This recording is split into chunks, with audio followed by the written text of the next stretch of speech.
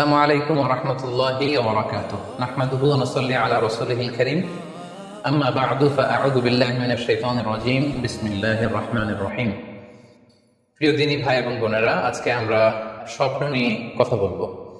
ইসলামে স্বপ্নের গুরুত্ব এবং তাৎপর্যের ব্যাপারে আমরা প্রায়ই অনেকের কাছ থেকে শুনে থাকি যে তারা ভয়ঙ্কর কিছু স্বপ্ন দেখে থাকেন, এবং অনেকে স্বপ্ন দেখে এই স্বপ্নের ব্যাখ্যা কি হতে পারে বা তাবির কি হতে পারে সেটি জানবার জন্য অনেক সময় আমাদের শরণাপন্ন হন, বা অনেক মানুষ অনেক ধরনের স্বপ্ন দেখে থাকেন। এ ব্যাপারে আমাদের কাছে ওনারা জানতে চান যে এই স্বপ্নের মানে কি, এটার তাৎপর্য কি, এটা অর্থবহ কিনা, বা তাদের কি করা উচিত। তো সেজন্য আজকে আমরা এই স্বপ্ন নিয়ে the significance of dream in Islam এই ব্যাপারে বিস্তর আলোচনা করবার চেষ্টা করবো। ওমা তাওফীক ইল্লা বিল্লাহ।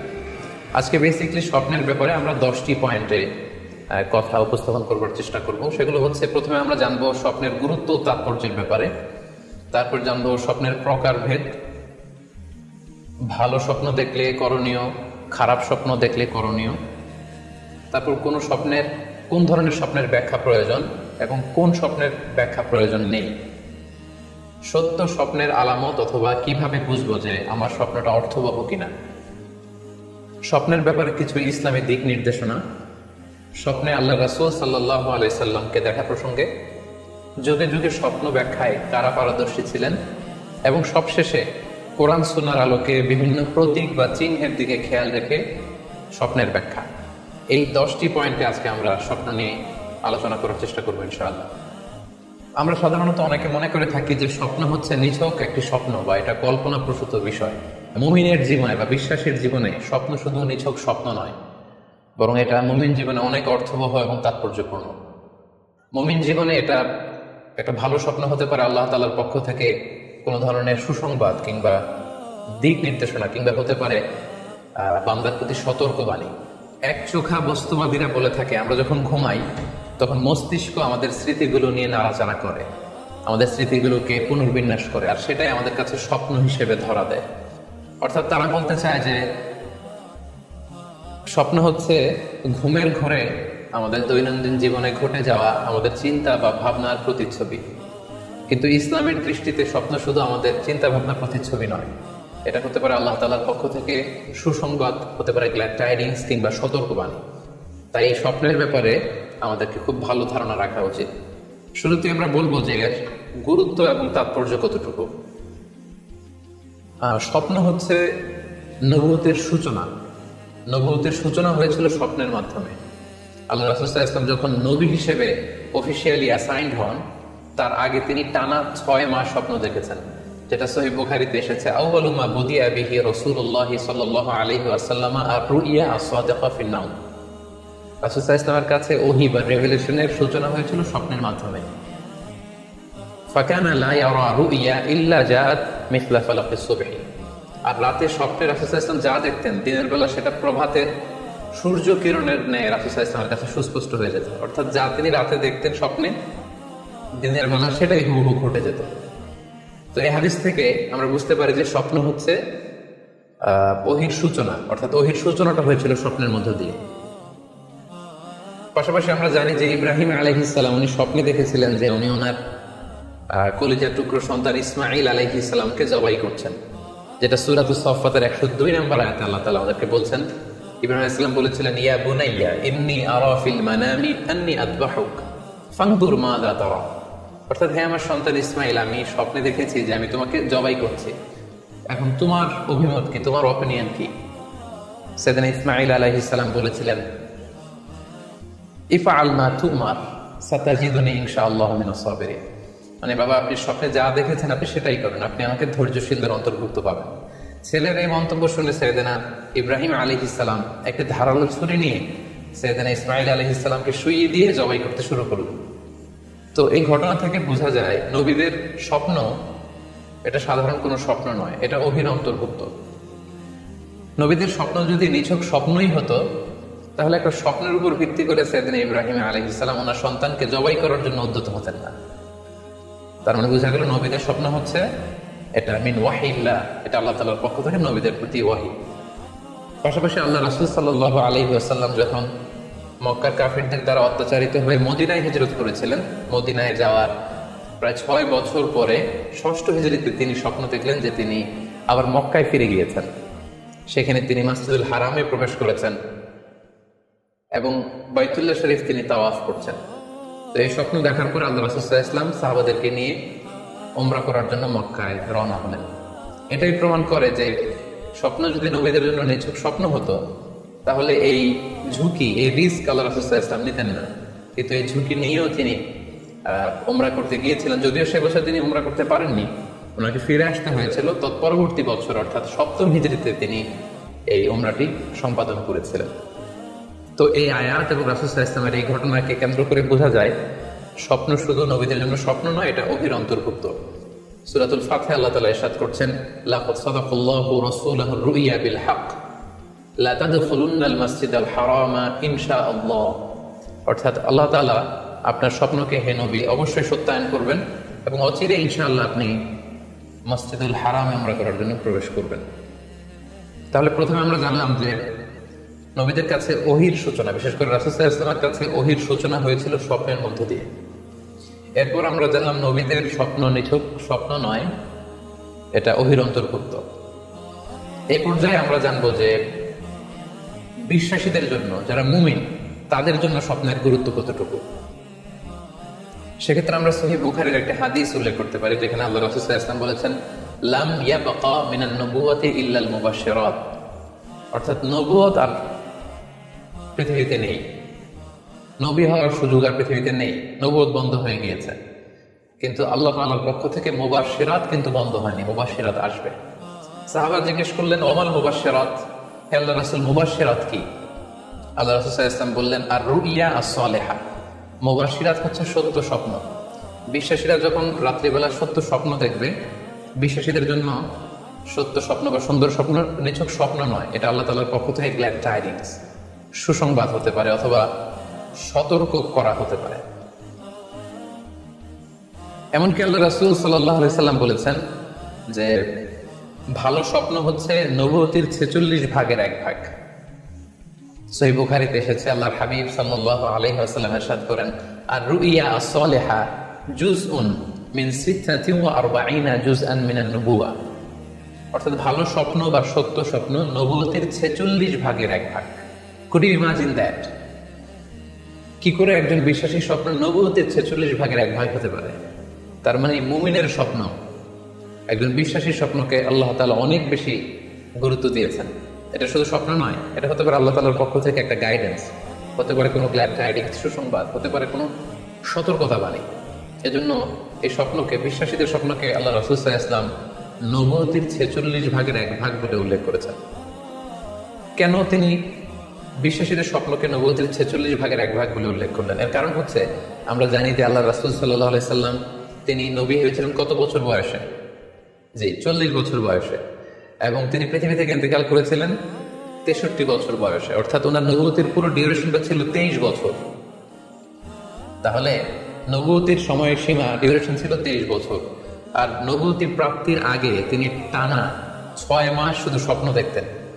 তাহলে এই 6 মাসকে যদি আমরা 23 বছর দিয়ে 23 বছরের উপর ভাগ করি, তাহলে এটা 46 ভাগের 1 ভাগ হয়। এবং সে কারণে আল্লাহ রাসূল সাল্লাল্লাহু আলাইহি সাল্লাম সত্য স্বপ্নকে নবুয়তের 46 ভাগের 1 ভাগ বলে ঘোষণা করেছেন। এই পর্যায়ে আমরা জানবো স্বপ্নের প্রকার ভেদের ব্যাপারে। খুব সোজা সাপটা যদি বলতে হয়, তাহলে বলতে হবে যে স্বপ্ন হচ্ছে 3 প্রকার। একটা হচ্ছে আল্লাহ তাআলার পক্ষ থেকে, যেটা আল্লাহ দেখান। আরেকটা হচ্ছে শয়তানের পক্ষ থেকে, যেটি শয়তান মানুষকে দেখায়। আরেকটা হচ্ছে নিজের পক্ষ থেকে, অর্থাৎ সারাদিন আপনি যেটা নিয়ে কনসার্ন, সারাদিন আপনি আপনার চিন্তা ভাবনার মধ্যে যে জিনিসটাকে স্থান দেন, সেটাই আপনি রাত্রিবেলা দেখেন। অর্থাৎ দিনের বেলা হয়তো কেউ খেলাধুলা নিয়ে খুব ব্যস্ত, সে খুব ফুটবল পছন্দ করে, সারাদিন ফুটবল খেলে। দেখা যাবে যে রাতের বেলাও সে স্বপ্নে দেখছে যে সে ফুটবল খেলছে, অথবা স্টেডিয়ামে যে সে ফুটবল খেলা দেখছে। দিনের বেলা হয়তো সে বাজারে যে ব্যবসা বাণিজ্য করে, রাতেও হয়তো দেখা যাচ্ছে সে যে জিনিসপত্র কিনছে, দরদাম করছে, সেটা তার পক্ষ থেকে। তাহলে বেসিকলি স্বপ্ন হচ্ছে 3 ধরনের, একটা আল্লাহর পক্ষ থেকে, একটা শয়তানের পক্ষ থেকে, আরেকটা হচ্ছে নিজের পক্ষ থেকে, যেটা আমরা সহিহ মুসলিমের একটি বর্ণনা থেকে জানতে পারি, যেখানে আল্লাহ রাসূল সাল্লাল্লাহু আলাইহি ওয়াসাল্লাম ইরশাদ করছেন, আর রুইয়া সালাসা, স্বপ্ন হচ্ছে 3 ধরনের। ফারুইয়া আস-সালিহা বুশরা মিনাল্লাহ, যেটা ভালো স্বপ্ন সেটা হয় আল্লাহর পক্ষ থেকে। ওয়া রুইয়া তাহজিনুন মিনাশ শাইতান, আরেকটা স্বপ্ন থাকে যেটা শয়তানের পক্ষ থেকে, সেটা ভয় দেখানো হয়। ভয়ঙ্কর যদি কোনো দুঃস্বপ্ন দেখে থাকেন তাহলে এটা আল্লাহর পক্ষ থেকে নয়, এই স্বপ্নটা শয়তানের পক্ষ থেকে। আরেকটি হচ্ছে রুইয়া মিম্মা ইউহাদ্দিসুল মারউ নাফসাহু, আরেকটি স্বপ্ন ব্যক্তি সে নিজের সাথে নিজে স্বপ্নে হয়তো কথা বলে বা এমন কিছু দেখে যেটা সুসংবাদও নয়, যেটা ভয়ঙ্করও কিছু নয়, বরং সারাদিন সে যে বিষয়টি নিয়ে চিন্তা ভাবনা করতো রাতে সেটার একটা প্রতিচ্ছবি, সেটাই সে দেখতে পাচ্ছে। এটা হচ্ছে নিজের পক্ষ থেকে স্বপ্ন। তাহলে খুব সহজে আমরা এইভাবে বলতে পারি যে স্বপ্ন তিন প্রকার, একটা হচ্ছে রাহমানি, আর একটা হচ্ছে শাইতানি, আর একটা হচ্ছে নাফসানি। রিপিট, আমি আবার বলছি, স্বপ্নের প্রথম প্রকার হচ্ছে রাহমানি, দ্বিতীয় প্রকার হচ্ছে শাইতানি, তৃতীয় প্রকার হচ্ছে নাফসানি।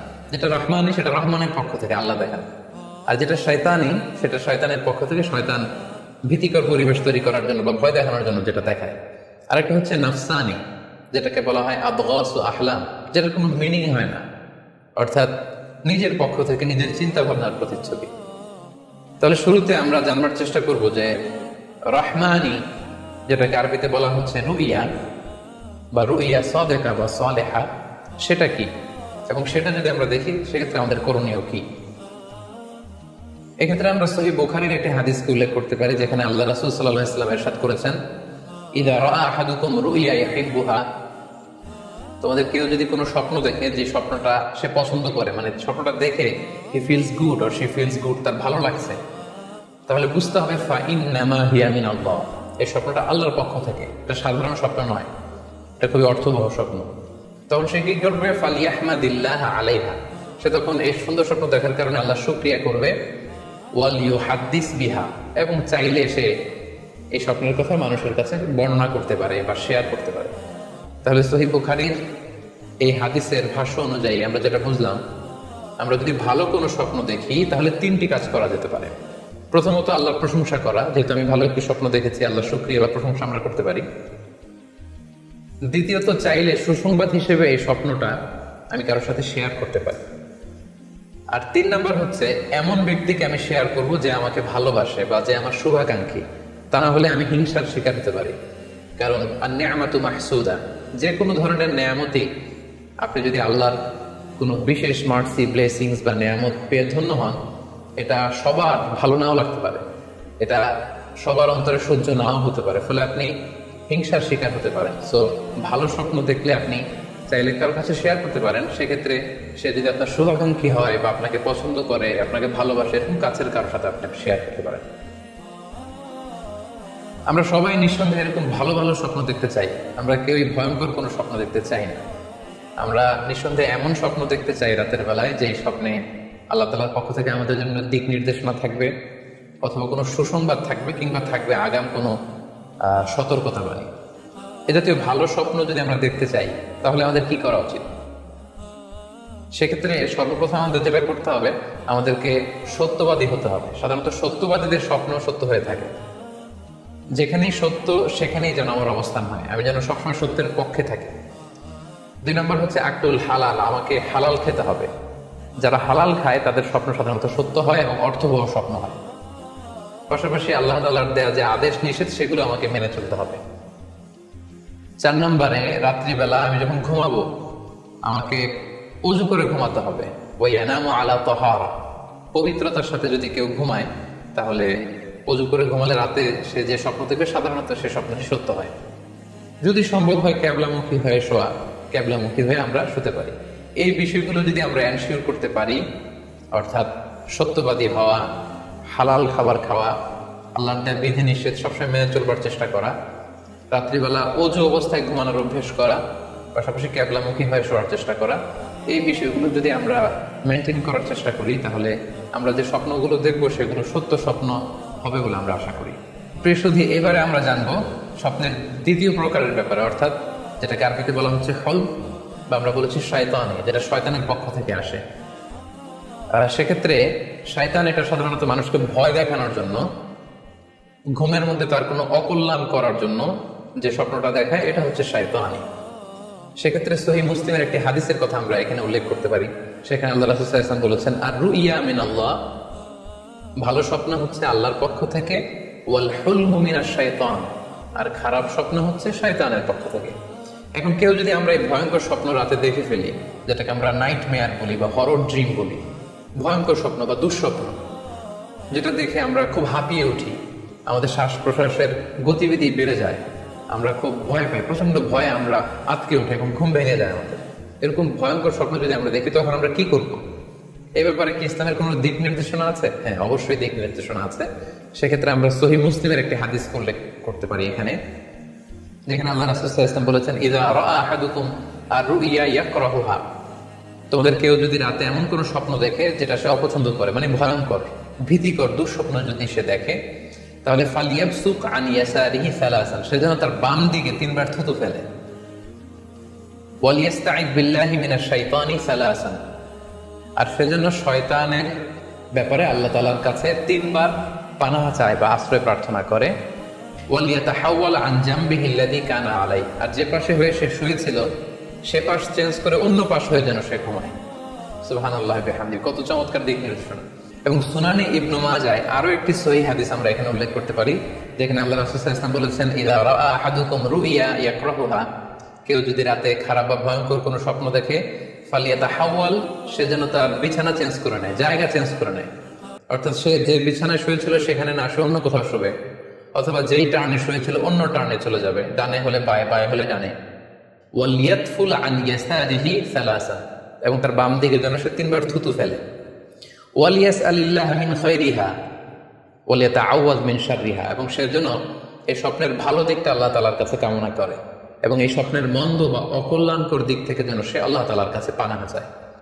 সম্মানিত সুধী মণ্ডলী, এই হাদিস দুটির আলোকে আমরা বুঝতে পারি যে কেউ যদি হরর ড্রিম বা নাইট মেয়ার, যেটাকে আমরা দুঃস্বপ্ন বা ভয়ঙ্কর স্বপ্ন বলছি, এই ধরনের স্বপ্ন অনেকেই দেখে থাকে এবং আমাদের কাছে প্রায় বলে যে সে দুঃস্বপ্ন দেখে রাতের বেলা, ভয়ে সে ভটকে যায়, আটকে ওঠে, ঘুম ভেঙে যায়। এই জাতীয় দুঃস্বপ্ন যদি আপনারা কেউ দেখেন, সেক্ষেত্রে এই হাদিসের আলোকে আমরা বলতে পারি যে আপনি 6টি কাজ করবেন। 1 নম্বর হচ্ছে আপনি বাম দিকে 3 বার থুতু ফেলবেন।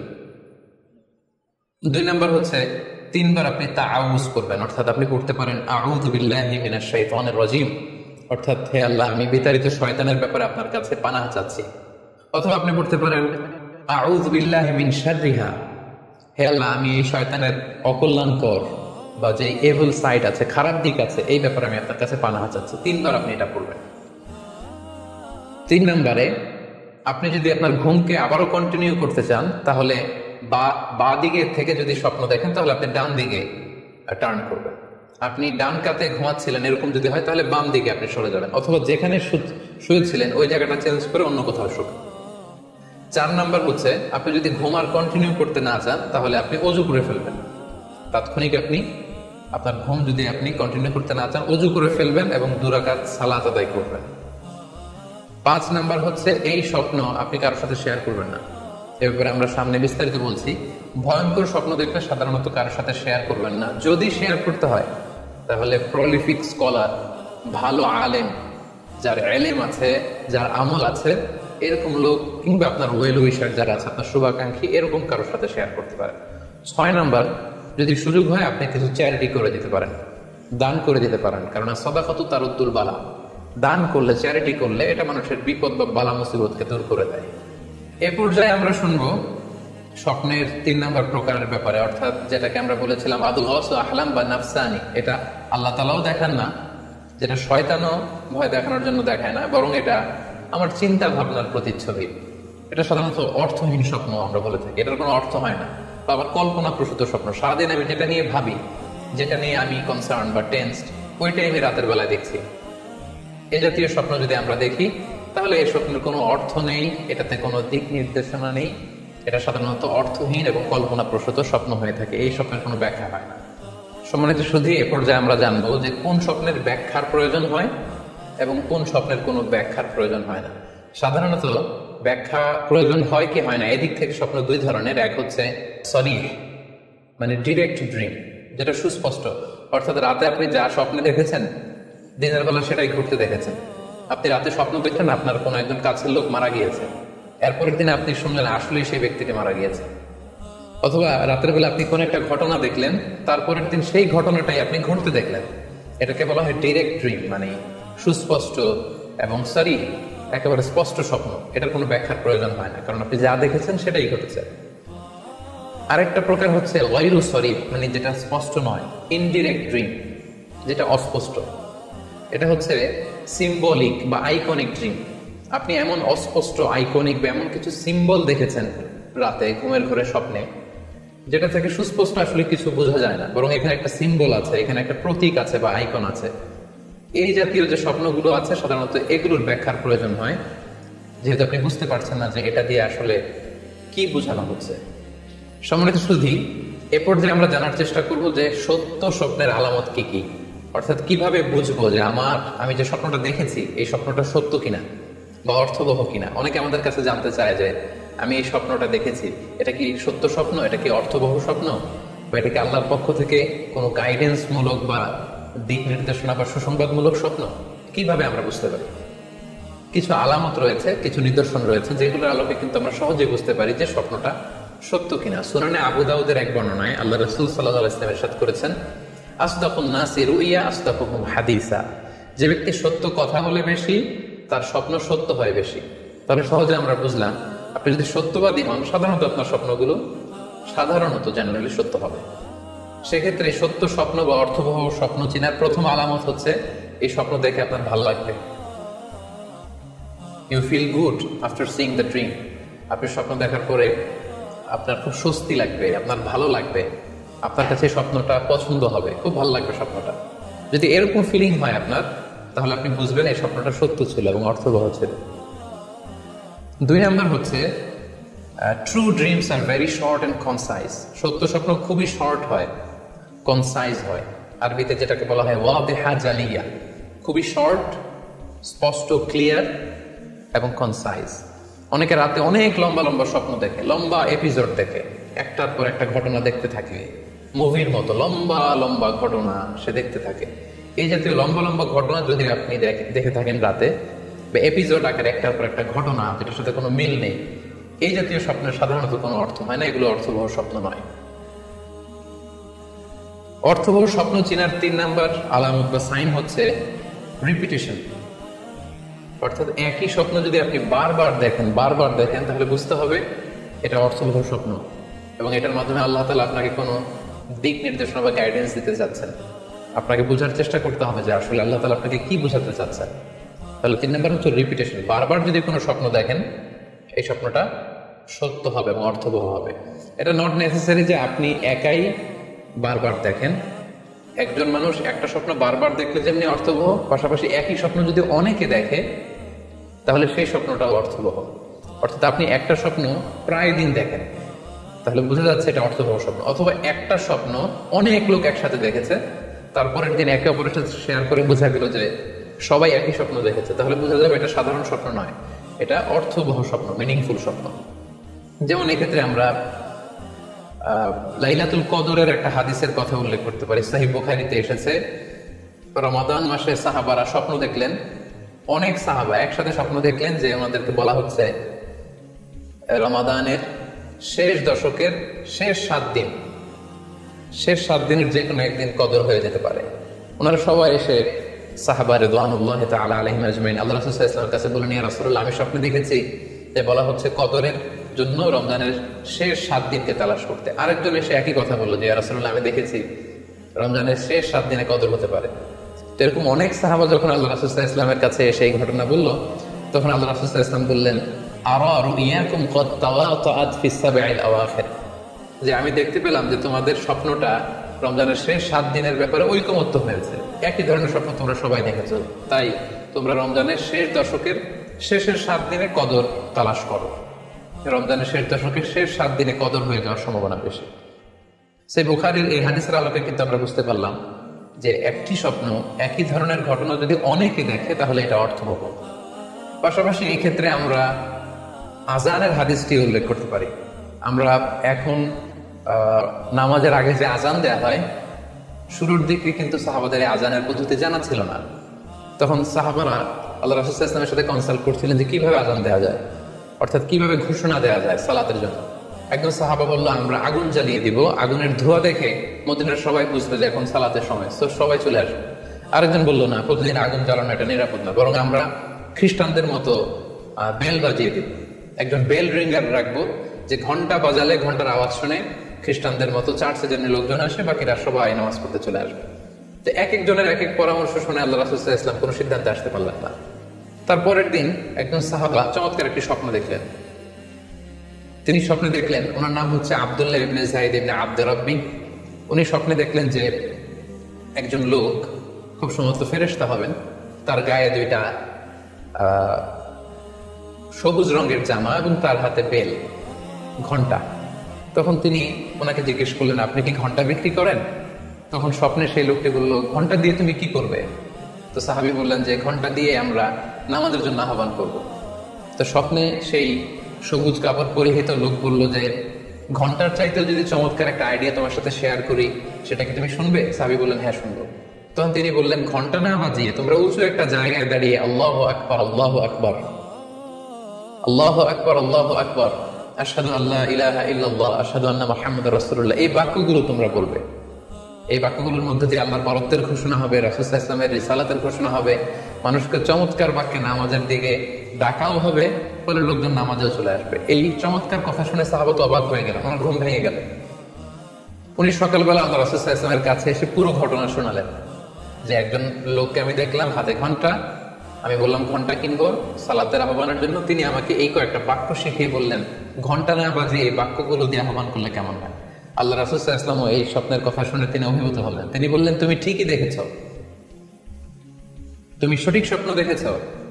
যেহেতু বেলালের কণ্ঠ খুব দরাজ, বেলালকে ডাকো, আমাদের ঘন্টাও বাজানোর দরকার নেই, আগুন জ্বালানোর দরকার নেই, বেলালকে বাক্যগুলো মুখস্থ করিয়ে দাও। বেলাল মসজিদে নববীর পাশে দাঁড়িয়ে আওয়াজ করে এই আজান দিবে, এই ঘোষণা দিবে। এই আজান শুরু হলো। বেলাল রাদিয়াল্লাহু তাআলা আনহু একটা উঁচু জায়গায় দাঁড়িয়ে আল্লাহু আকবার, আল্লাহু আকবার বলে তিনি আজান দিতে শুরু করলেন। এই বাক্যগুলো শুনে সাইয়েদনা ওমর ফারুক দৌড়াতে দৌড়াতে আল্লাহ রাসূল সাল্লাল্লাহু আলাইহি ওয়াসাল্লামের কাছে আসলেন। এসে বললেন, ইয়া রাসূলুল্লাহ, বেলাল এই বাক্যগুলো কোথা থেকে শিখেছে?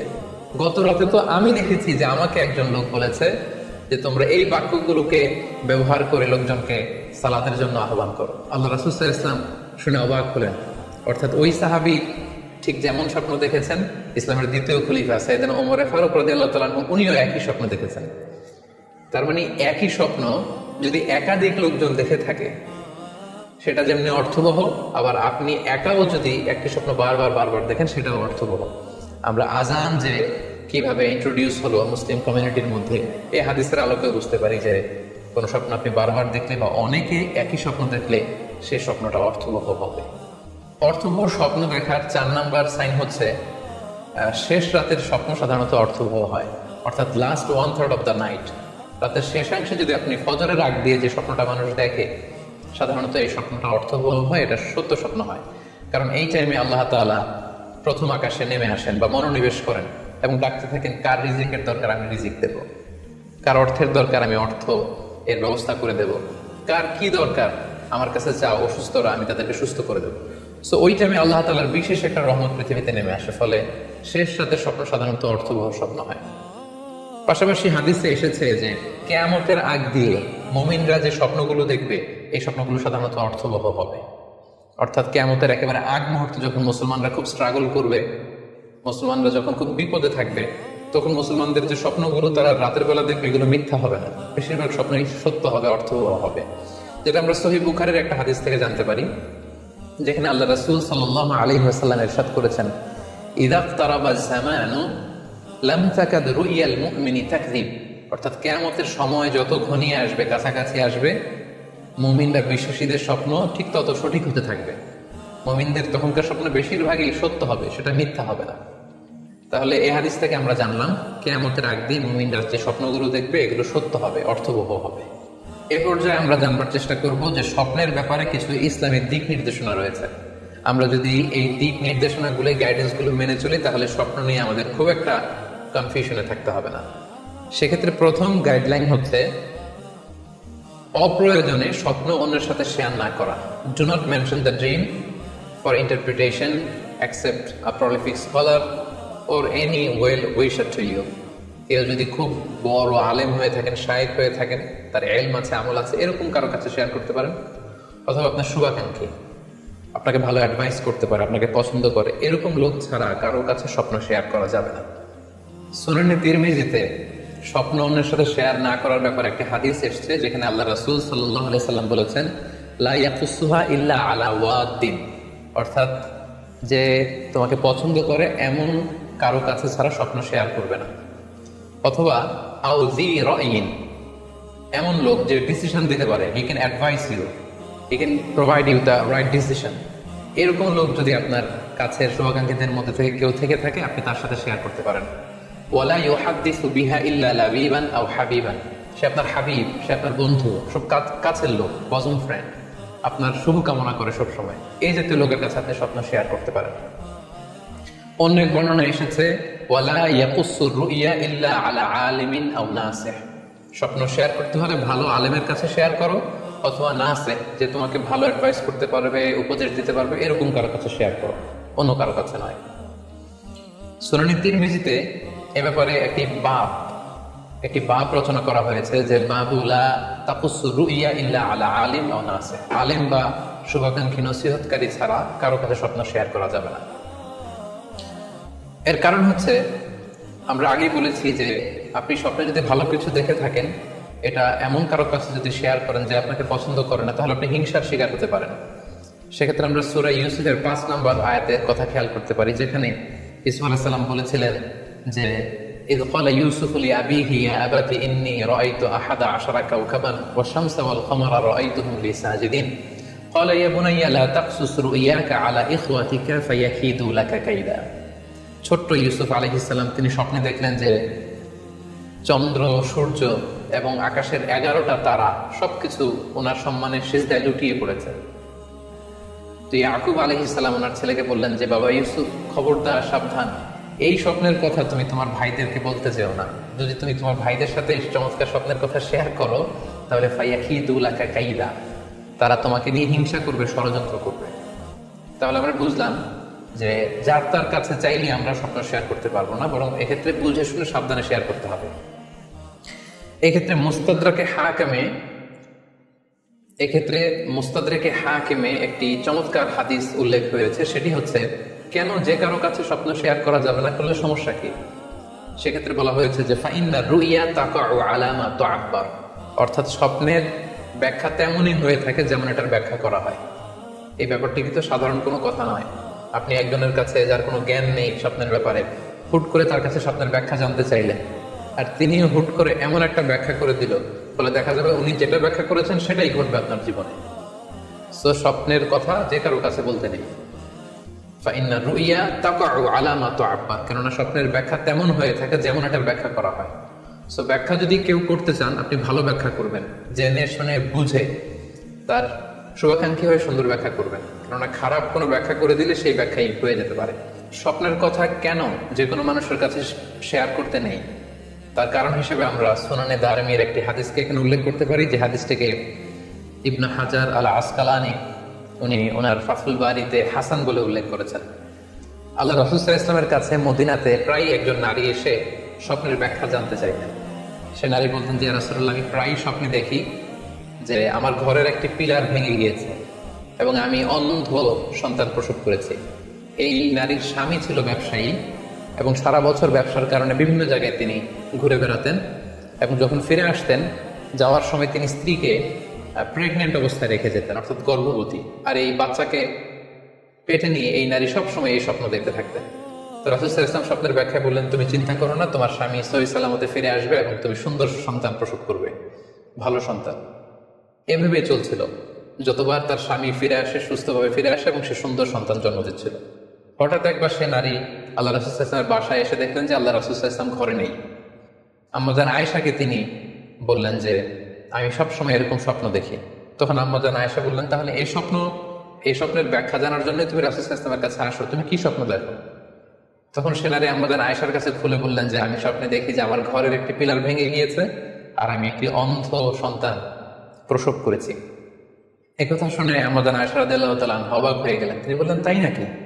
তোমার স্বপ্ন যদি সত্য হয় তাহলে ঠিকই তোমার স্বামী মারা যাবে এবং তুমি একজন ফাজের পাপাচারী সন্তান প্রসব করবে। ঠিকই দেখা গিয়েছিল তার পরের বছর তার স্বামী যখন আসলো, জীবিত আসতে পারেনি, তার স্বামী ইন্তেকাল করেছিল এবং এই নারী যে সন্তান প্রসব করেছিল সেটি ছিল একটি পাপাচারী সন্তান।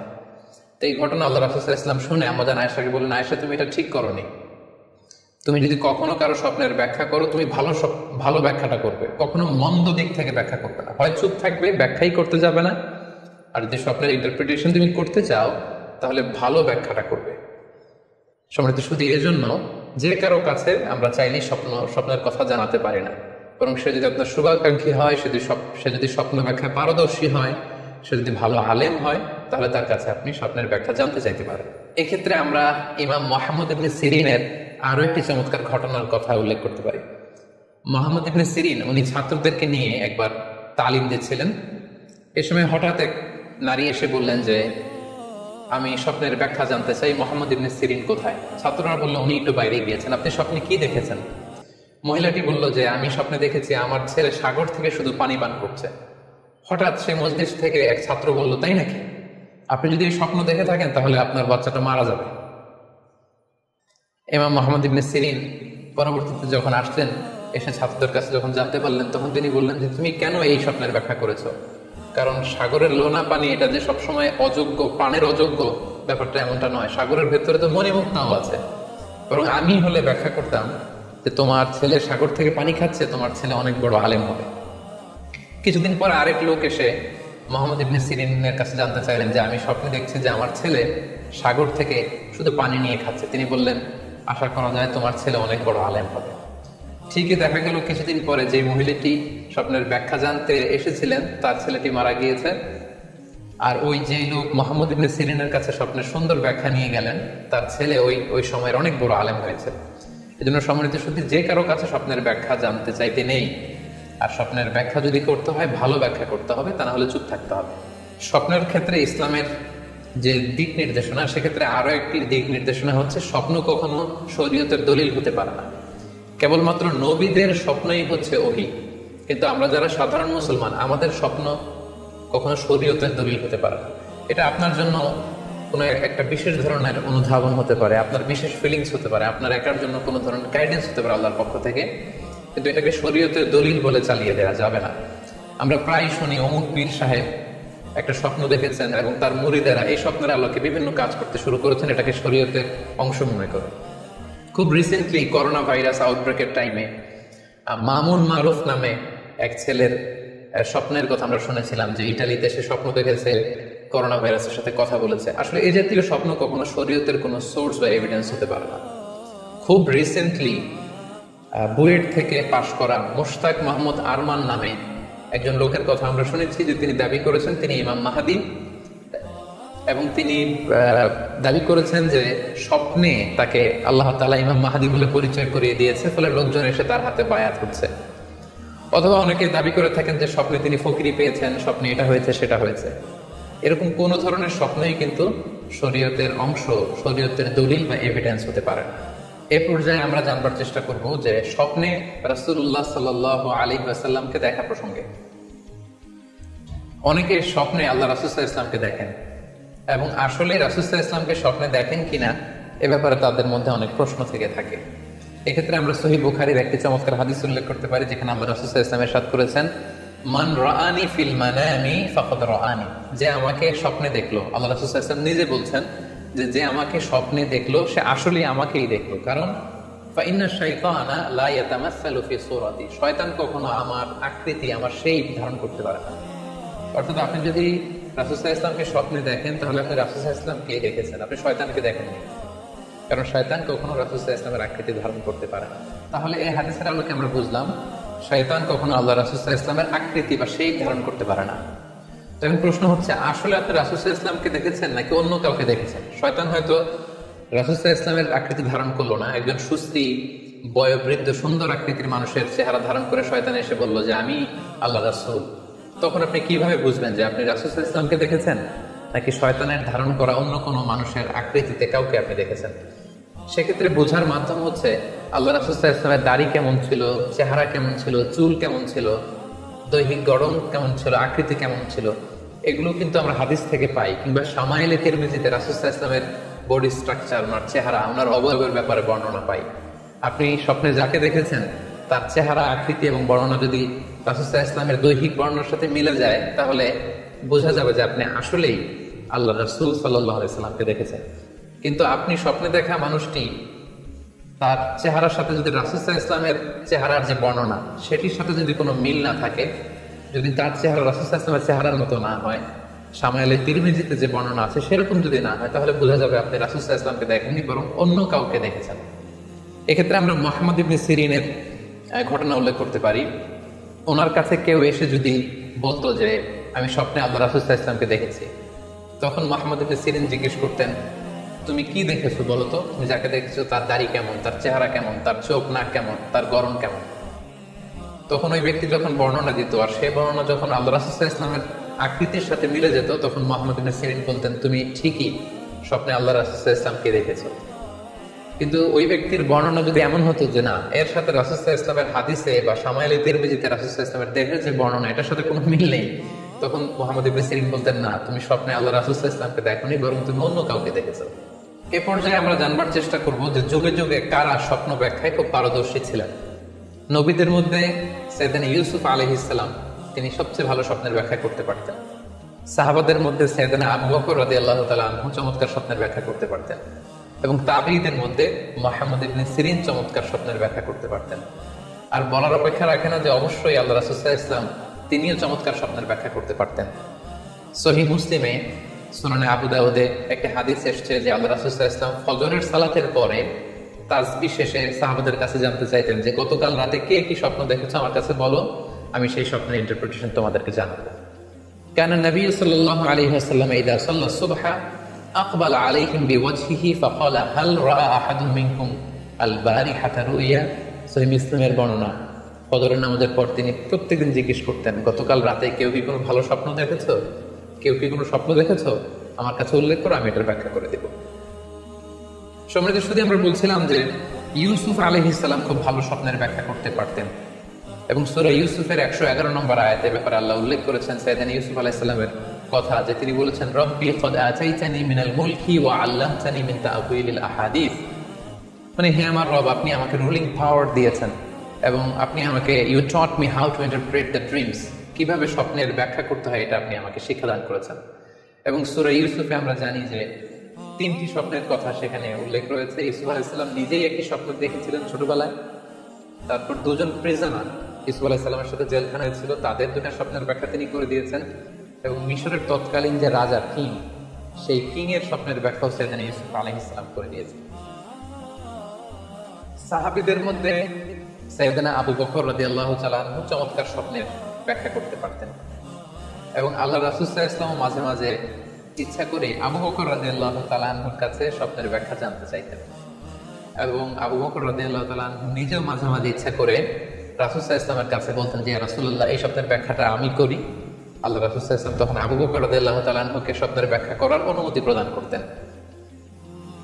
এক্ষেত্রে আমরা আল খাসাইসুল কুবরা, জালালউদ্দিন সুয়ুতির লেখা, সেখানকার একটি বর্ণনার কথা উল্লেখ করতে পারি, যেখানে আল্লাহ রাসূল সাল্লাল্লাহু আলাইহি সাল্লাম আবু বকর রাদিয়াল্লাহু তাআলা আনহুর কাছে একটি স্বপ্নের উল্লেখ করলেন। বললেন, আবু বকর, আমি গত রাতে স্বপ্নে দেখেছি যে তুমি আর আমি দুজন মিলে দৌড় প্রতিযোগিতা করছি, এবং দেখলাম যে আমি তোমার 2.5 গজ সামনে, তুমি আমার 2.5 গজ পেছনে, অর্থাৎ আমি এই দৌড় প্রতিযোগিতায় বিজয় লাভ করেছি এবং তুমি আমার 2.5 হাত পেছনে। এর ব্যাখ্যা কি হতে পারে? তখন সাইয়েদনা আবু বকর রাদিয়াল্লাহু তাআলা আনহু বললেন, ইয়া রাসূলুল্লাহ, আমার মনে হচ্ছে যে আপনি আমার আগে পৃথিবী থেকে বিদায় নেবেন এবং আপনার ইন্তেকালের 2.5 বছর পরে আমি পৃথিবী থেকে বিদায় নেব। অর্থাৎ আপনি আমার 2.5 বছর আগে পৃথিবী ছাড়বেন আর আমি আপনার 2.5 বছর পরে পৃথিবী ছাড়ব।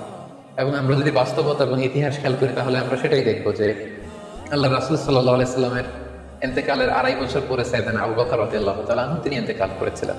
সাইয়েদনা আবু বকর রাদিয়াল্লাহু তাআলা আনহু স্বপ্ন ব্যাখ্যার পারদর্শিতা নিয়ে আমরা এক্ষেত্রে মুস্তাদরিক হাকিমের একটি হাদিস উল্লেখ করতে চাই, যেখানে এই হাদিসটি মুস্তাদরিক হাকিমে এসেছে, সুনানে আবু দাউদেও এসেছে এবং হাদিসটি সহিহ।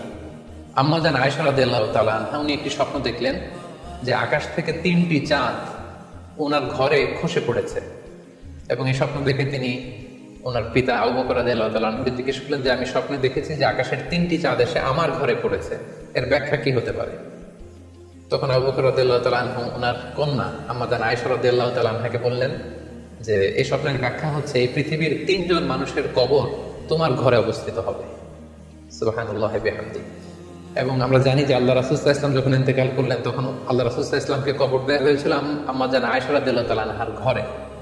এবং তখন আবু বকর রাদিয়াল্লাহু তাআলা আনহু বলেছিলেন যে আয়েশা, তোমার কি মনে আছে তুমি যে একটা স্বপ্নের ব্যাখ্যা আমার কাছে জানতে চেয়েছিলে যে 3টি আকাশের চাঁদ তোমার ঘরে খসে পড়েছে, এই দেখো আল্লাহ রাসূল সাল্লাল্লাহু আলাইহি ওয়াসাল্লামের কবর তোমার ঘরে হয়েছে, তুমি জেনে রেখো যে 3টা চাঁদের শ্রেষ্ঠ চাঁদ হচ্ছে এটি। এবং আমরা এও জানি যে আবু বকর রাদিয়াল্লাহু তাআলা আনহু ইন্তেকালের পরে আম্মা জান আয়েশার ঘরেই কবর হয়েছে এবং ওমরে ফারুকের কবরও আম্মা জান আয়েশা রাদিয়াল্লাহু তাআলা আনহুর ঘরেই অবস্থিত। তাহলে এই হাদিসগুলোর আলোকে আমরা বুঝতে পারি যে সাহাবাদের মধ্যে আবু বকর রাদিয়াল্লাহু তাআলা আনহু ছিলেন স্বপ্ন ব্যাখ্যায় সবচেয়ে পারদর্শী। তাবেঈদের মধ্যে স্বপ্ন ব্যাখ্যায় সবচেয়ে পারদর্শী ছিলেন মুহাম্মদ ইবনে সিরিন। আমরা ওনার নাম প্রায় শুনে থাকি। তিনি স্বপ্ন ব্যাখ্যার ক্ষেত্রে খুব এক্সপার্ট ছিলেন। তিনি উসমান রাদিয়াল্লাহু তাআলা আনহু যখন ইসলামের খলিফা তখন বসরা নগরীতে মুহাম্মদ ইবনে সিরিন জন্মগ্রহণ করেন এবং অনেক সাহাবা থেকে তিনি অনেক হাদিস বর্ণনা করেছেন। এবং তিনি ইমাম আবু হানিফা আলাইহি রাহমার সমসাময়িক ছিলেন। ইমাম আবু হানিফা একবার স্বপ্নে দেখলেন যে তিনি আল্লাহ রাসূল সাল্লাল্লাহু আলাইহি ওয়াসাল্লামের কবর খুঁড়ছেন অথবা কবরের লাশ বের করছেন কিংবা কাফন বের করছেন। এই স্বপ্ন দেখে ইমামুল আযম আবু হানিফা রাহিমাহুল্লাহ বিচলিত হয়ে গেলেন যে এই আমি কি স্বপ্ন দেখলাম যে আমি রাসূল সাল্লাল্লাহু আলাইহি ওয়াসাল্লামের কবর খুঁড়ছি, সেখান থেকে কাফন বের করছি। কেউই এই স্বপ্নের ব্যাখ্যা করতে পারলেন না। তখন ইমাম মুহাম্মদ ইবনে সিরিনের কাছে যখন জানতে চাওয়া হলো তখন মুহাম্মদ ইবনে সিরিন বললেন যে হাযা রাজুলুন ইউহয়ি সুন্নাত রাসূলিল্লাহ, অর্থাৎ যে ব্যক্তি স্বপ্ন দেখেছে তার মাধ্যমে আল্লাহ রাসূল সাল্লাল্লাহু আলাইহি ওয়াসাল্লামের হাদিসের বা সুন্নাহর পুনর্জীবন হবে। তিনি রাসূল সাল্লাল্লাহু আলাইহি ওয়াসাল্লামের সুন্নাহগুলোকে পুনরুজ্জীবন দান করবেন, পুনরুজ্জীবিত করবেন। এবং বাস্তবে আমরা এটাই দেখেছি যে ইমাম আবু হানিফার চিন্তা, ওনার থট, ওনার মাযহাব গোটা বিশ্বে সমৃদ্ধি লাভ করেছে, মানুষ এটাকে গ্রহণ করেছে। ওনার বুদ্ধিবৃত্তিক যে চিন্তা, ওনার ফিকহি ইস্তেমবাদগুলো গোটা বিশ্বে আল্লাহ রাসূল সাল্লাল্লাহু আলাইহি ওয়াসাল্লামের হাদিসগুলোকে আরো প্রাণবন্তভাবে মুসলিম উম্মাহর কাছে রিপ্রেজেন্ট করেছে। আমরা আপাত দৃষ্টিতে মনে হচ্ছিল যে এটা একটা খারাপ স্বপ্ন, যে ইমাম আবু হানিফা তিনি রাসূল সাল্লাল্লাহু আলাইহি ওয়াসাল্লামের কবর খুঁড়ছেন, লাশ বের করছেন বা কাফন বের করছেন। কিন্তু মুহাম্মদ ইবনে সিরিন চমৎকার ব্যাখ্যা করেছেন যে হাযা রাজুলুন ইউহয়ি সুন্নাত রাসূলিল্লাহ, এই লোক যে এমন লোক হবে যে রাসূল সাল্লাল্লাহু আলাইহি ওয়াসাল্লামের সুন্নাহকে পুনরুজ্জীবন দান করবে। এই পর্যায়ে আমরা জানবার চেষ্টা করব যে কোরআন সুন্নাহর আলোকে বিভিন্ন সিম্বল বা প্রতীক বা চিহ্নের দিকে খেয়াল রেখে স্বপ্নের ব্যাখ্যা করা। আমরা বলেছিলাম যে কিছু কিছু স্বপ্ন আছে খুব সফিস্টিকেটেড, সিম্বলিক বা আইকনিক, যেখানে কোনো ইঙ্গিত দেয়া হচ্ছে, ইঙ্গিত বহ, এবং যেটার ইন্টারপ্রিটেশন না করলে এটা দিয়ে আসলে কি বোঝানো হচ্ছে এটা বোঝা যায় না। সেক্ষেত্রে কোরআন সুন্নাহর আলোকে, স্কলারদের অভিজ্ঞতার আলোকে কিছু আইকন বা সিম্বল, এগুলোর মিনিং কি হতে পারে সে ব্যাপারে আমরা জানবার চেষ্টা করব। এক্ষেত্রে আমরা বলবো যে কেউ যদি স্বপ্নে রশি দেখে, স্বপ্নে যদি সে রশি দেখে তাহলে এটা গুড সাইন। এটা কেমন যেন আল্লাহর সাথে একটা প্রতিশ্রুতির সাথে সম্পৃক্ত, কারণ আল্লাহ তাআলা কোরআনে ইরশাদ করেছেন ওয়া'তাসিমু বিহাবলিল্লাহি জামিআ। আরবিতে রশি আরবি হচ্ছে হাবল, মানে ওয়া'তাসিমু বিহাবলিল্লাহি জামিআ, তোমরা আল্লাহর রজ্জু বা রশিকে আঁকড়ে ধরো। তাহলে রশি দেখা মানে এখানে আমরা আল্লাহর ওয়াদাগুলো যেন পূরণ করি, আল্লাহর আনুগত্য যেন আমরা প্রপারলি করতে পারি, এটা ইঙ্গিত করছে। এরপর স্বপ্নে যদি আমরা কাক দেখি, এটা সাধারণত একটা নেগেটিভ সাইন বহন করে, কারণ কাককে আল্লাহ রাসূল সাল্লাল্লাহু আলাইহি ওয়াসাল্লাম ফাসিক বা ফুয়াইসিক বলেছেন। তো আমরা যদি স্বপ্নে কাক দেখি, এটাকে আমরা পজিটিভ কোনো সাইন মনে না করে নেগেটিভ সাইন মনে করতে পারি। তৃতীয়ত, আমরা যদি স্বপ্নে লম্বা কাপড় দেখি, এটা গুড সাইন। কারো গায়ে যদি লম্বা জামা থাকে তাহলে এটা গুড সাইন, আর খাটো জামা থাকলে সাধারণত এটা নেগেটিভ সাইন। এক্ষেত্রে আমরা সহিহ বুখারীর একটি হাদিস উল্লেখ করতে পারি। আল্লাহ হাবিব সাল্লাল্লাহু আলাইহি ওয়াসাল্লাম বলেছেন যে আমার সামনে অনেক মানুষকে পেশ করা হলো, তাদের কারো জামা নাভি পর্যন্ত, কারো জামা হাঁটু পর্যন্ত, কারো জামা পা পর্যন্ত। আর সেক্ষেত্রে উমরে ফারুককে দেখলাম যে এত লম্বা জামা পরে সে হেঁটে যাচ্ছে, সে তার জামা টেনে টেনে নিয়ে যাচ্ছে। তো সাহাবারা বললেন মা আউয়ালতাহু ইয়া রাসূলুল্লাহ, হে আল্লাহর রাসূল, আপনার এই স্বপ্ন থেকে আপনি কি বোঝাতে চাইলেন? আল্লাহ রাসূল সাল্লাল্লাহু আলাইহি ওয়াসাল্লাম বললেন আউয়ালতুহু আদ-দীন, এটা দ্বারা আমি দ্বীনদারি বোঝাতে চাইলাম। অর্থাৎ যার জামা লম্বা তার মানে তার তাকওয়া বেশি বা তার দিনদারি বেশি। আর স্বপ্নে যদি কারো জামা খুব ছোট খাটো বা জামাহীন অবস্থায় কাউকে দেখা হয়, এটা সাধারণত তার দিনদারি কমে যাচ্ছে বা তার তাকওয়া is decreasing day after day, এটার একটা সাইন বহন করে। পাশাপাশি দুধ, স্বপ্নে যদি কেউ দেখে সে দুধ খাচ্ছে, এটা একটা ভালো সাইন। স্বপ্নে দুধ খেতে যদি দেখা হয় তাহলে তার জ্ঞান বৃদ্ধি পাবে বলে এটা একটা সাইন বা আলামত বহন করে। সেক্ষেত্রে আমরা বুখারীর একটা হাদিস উল্লেখ করতে পারি, যেখানে আল্লাহ রাসূল সাল্লাল্লাহু আলাইহি ওয়াসাল্লাম একটা স্বপ্নের কথা সাহাবাদেরকে শেয়ার করছিলেন। তিনি বললেন যে আমাকে এক বাটি দুধ দেয়া হলো, আমি সেখান থেকে দুধ খেলাম, তারপর দেখলাম যে আমার আঙ্গুল থেকে দুধ বের হচ্ছে, আর সেখানে যে অবশিষ্ট দুধ রয়ে গেল সেটা আমি ওমরে ফারুকের মুখে দিলাম। ওমরে ফারুক সেই অবশিষ্ট দুধটা খেলো। এই স্বপ্নের কথা শুনে সাহাবারা বললেন, মা আওয়ালতা বিহি ইয়া রাসূলুল্লাহ, হে আল্লাহর রাসূল, এটা দিয়ে আপনি কি ব্যাখ্যা করলেন? ফামা আওয়ালতাহু ইয়া রাসূলুল্লাহ, আল্লাহ রাসূল সাল্লাল্লাহু আলাইহি ওয়াসাল্লাম বললেন, আল ইলম, এটা দিয়ে আমি জ্ঞানের ব্যাখ্যা করেছি। অর্থাৎ দুধ হচ্ছে জ্ঞানের প্রতীক। দুনিয়াতেও তো আমরা দেখি যে দুধ হচ্ছে সুষম একটা খাবার, খাদ্যের পুষ্টিগুণের 6টি মাধ্যম, 6টি গুণাগুণ দুধের মধ্যে পাওয়া যায়। সো কেউ যদি স্বপ্নে দেখেন যে তিনি দুধ পান করছেন, আশা করা যায় এটা তার জন্য ভালো সাইন, তার জ্ঞান বাড়বে বলে আমরা ধারণা করতে পারি। এবার স্বপ্নে যদি কেউ দেখে যে সে আজান দিচ্ছে, এটাও ভালো সাইন। স্বপ্নে আজান দেয়া এটা সাইন হচ্ছে সে হয়তো অচিরেই হজ করতে যাবে। হজের সাথে আজানের কি সম্পর্ক? এর কারণ হচ্ছে সূরা হজ্জে আল্লাহ তাআলা সাইয়েদনা ইব্রাহিম আলাইহিস সালামকে যখন বলেছিলেন যে তুমি হজ শুরু করো, তখন তিনি বলেছিলেন, ইব্রাহিম তুমি আজান দাও, ওয়াআযিন ফিন নাসি বিল হজ্জ ইয়াতুকা রিজালা ওয়া আলা কুল্লি দামির ইয়াতিনা মিন কুল্লি ফাজ্জিন আমিক। অর্থাৎ হে ইব্রাহিম তুমি আজান দাও। ইব্রাহিম আলাইহিস সালাম বললেন, কোথায় আজান দেব? চারদিকে তো মরুভূমি। আল্লাহ তাআলা বললেন, ইব্রাহিম তুমি আজান দাও, এই আজানের আওয়াজ বা শব্দ পৃথিবীর সবার কানে আমি পৌঁছে দেবো। তো সাইয়েদনা ইব্রাহিম আলাইহিস সালাম তখন হজের আজান দিলেন বা ঘোষণা দিলেন। আজান শব্দের অর্থ হচ্ছে অ্যানাউন্স, টু অ্যানাউন্স, মানে ঘোষণা দেয়। সো আপনি যদি স্বপ্নে দেখেন যে আপনি আজান দিচ্ছেন বা কেউ আজান দিচ্ছে, তাহলে সে অচিরে হজ করবে বা হজ রিলেটেড কোনো একটা ব্যাখ্যা হতে পারে। এভাবে আজানকে হজের সাথে সম্পৃক্ত করা হয়েছে এবং এটা ভালো একটি স্বপ্ন। এবার স্বপ্নে যদি কেউ গর্ত দেখে যে সে গর্ত খুঁড়ছে বা তার জন্য কেউ গর্ত খুঁড়ছে, এটা ষড়যন্ত্রের সাথে সম্পৃক্ত। কেননা আরবি প্রবাদে আছে যে মান হাফারা হুফরাতান ওয়াকা ফিহা, কেউ যদি কারোর জন্য গর্ত করে তাহলে সেই গর্তে সে নিজে আগে পড়বে। তাহলে গর্ত করা মানে অনেকটা কারো বিরুদ্ধে শত্রুতা করা বা ষড়যন্ত্র করার একটা চিহ্ন বহন করে। এবার স্বপ্নে যদি কেউ নৌকা দেখে বা শিপ দেখে, জাহাজ দেখে যে সে জাহাজে আরোহণ করছে বা নৌকায় আরোহণ করছে, এটা তার জন্য একটা ভালো সাইন। সে কোনো বিপদ থেকে মুক্তি পাবে বলে ধারণা করা যেতে পারে। কারণ সূরা আনকাবুতের 15 নম্বর আয়াতে আল্লাহ বলছেন, ফাআনজাইনাহু ওয়া আসহাবাস সাফিনাতি ওয়া জাআলনাহা আয়াতাল লিল আলামিন। অর্থাৎ আমি নূহ আলাইহিস সালাম এবং তার সাথে ঈমানদার সবাইকে আমি এই নৌকায় উঠিয়েছি এবং মহাপ্লাবন থেকে তাদেরকে আমি বাঁচিয়েছি। আর এই মহাপ্লাবনকে আমি গোটা বিশ্বের জন্য একটা নিদর্শন করে রেখেছি। সো নৌকায় ওঠা বা জাহাজে ওঠা, কোনো শিপে বা লঞ্চে ওঠা, এটা আপনি বিপদ থেকে মুক্তি পাবেন, and you are in the safe zone, এই ধরনের একটা ইঙ্গিত বহন করে। ইমাম মুহাম্মদ ইবনে সিরিনের কাছে এক লোক এসে বলল যে, ইমাম রাআইতু কাআন্নী আহরুসু আরদান লা তুনবিত, হে ইমাম আমি স্বপ্নে দেখেছি যে আমি একটি শস্য ক্ষেত্র চাষ করছি কিন্তু কোনো ফসল হচ্ছে না, এটা মানে কি?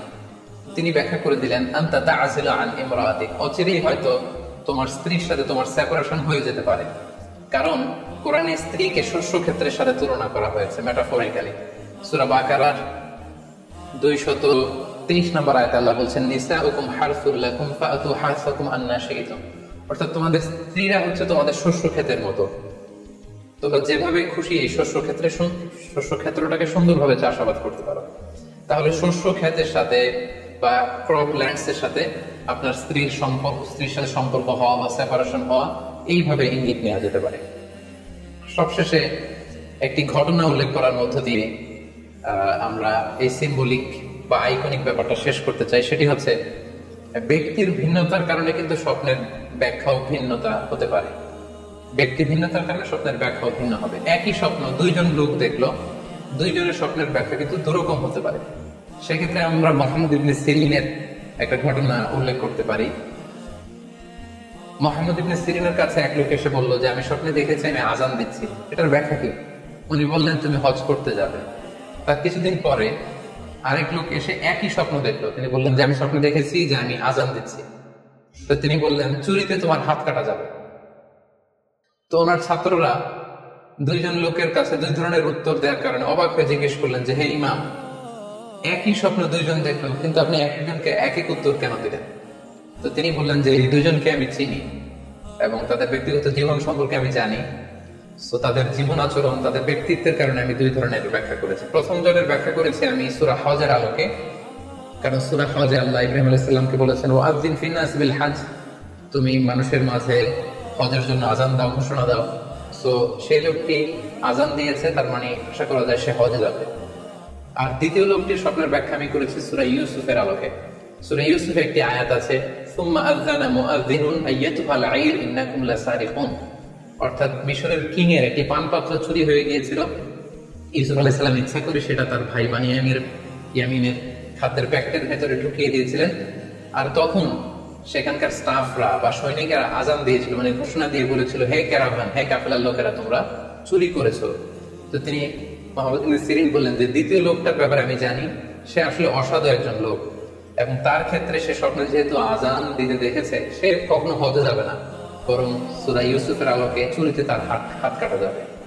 তো এভাবে আমরা কোরআন সুন্নাহর আলোকে বা স্কলারদের যে অভিব্যক্তি, সেগুলোর আলোকে স্বপ্নের মধ্যে থেকে যেগুলো সিম্বলিক, আইকনিক, যেগুলো ইঙ্গিত বহ, এগুলোর ব্যাখ্যা আমরা এভাবে করতে পারি। সম্মানিত, শুধু এই ছিল স্বপ্ন নিয়ে আমাদের আজকের আলোচনা। আমরা এই আলোচনা থেকে বুঝতে পারলাম যে স্বপ্ন তিন ধরনের হতে পারে। কোনোটা আল্লাহ দেখান দিক নির্দেশনার জন্য বা সুসংবাদ স্বরূপ, কোনোটা শয়তানের পক্ষ থেকে ভয় দেখানোর জন্য, আর কোনোটা হচ্ছে আমাদের চিন্তা ভাবনার প্রতিচ্ছবি। আর স্বপ্ন যতটা সম্ভব অন্যের কাছে না শেয়ার করতে পারলেই ভালো। বিশেষ করে যদি আপনি ভয়ঙ্কর দুঃস্বপ্ন দেখে থাকেন, সেক্ষেত্রে এমন লোকের কাছে আপনি শেয়ার করুন যে আপনাকে পছন্দ করে, যার কোরআন সুন্নাহর জ্ঞান আছে, যার মধ্যে এলেম আছে, আমল আছে। আর আপনারা আপনাদের কারো কাছে যদি আপনাদের ফ্রেন্ডস এন্ড ফ্যামিলির কেউ বা আশেপাশের কেউ এসে যদি হুট করে তার স্বপ্নের কথা বলে দেয়, আপনি হুট করে তার ইন্টারপ্রিটেশন বা ব্যাখ্যা করতে যাবেন না। আপনি বেটার হয় যে আপনি চুপ থাকবেন, অথবা আপনি যদি ব্যাখ্যা করতে চান তাহলে ভালো ব্যাখ্যা করবেন। আল্লাহ তাআলা আমাদের সবাইকে কথাগুলো বোঝার ও আমল করার তৌফিক দান করুন। হাযা মা ইনদি ওয়াল ইলমু ইনদাল্লাহ, আলাইহি তাওয়াক্কালতু ওয়া ইলাইহি উনীব। আসসালামু আলাইকুম ওয়া রাহমাতুল্লাহি ওয়া বারাকাতুহু।